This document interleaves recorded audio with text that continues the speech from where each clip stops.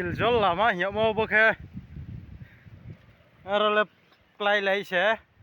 leng lem sa nerti har pulai hi jota clip clip khau re thele pai ne ha mi hama salai mong bo no be lama hamo pi ka phai lai phiram ba re thoi thoi lai ne ha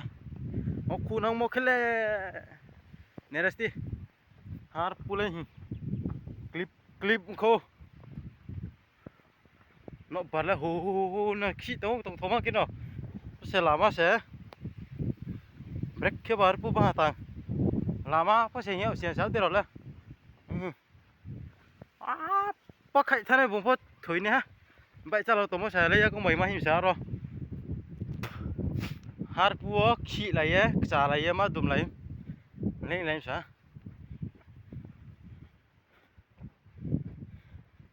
bắt cái dil jo làm mà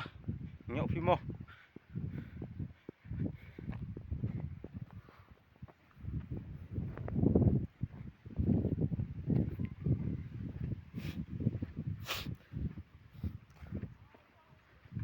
thôi nè lên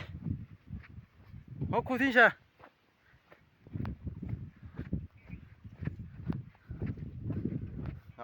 bố lên ha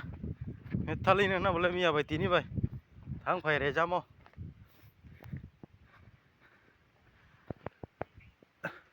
phẳng rán mà hình này thì phải lấy mà sẽ ra sẽ lấy mấy ra lấy mấy hình sẽ mà hình lấy sao làm mà hầm nhận thấy thì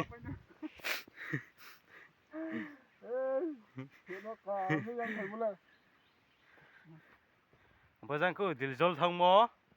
giờ cứ đập cho phải sao mò nè ra đi har pulai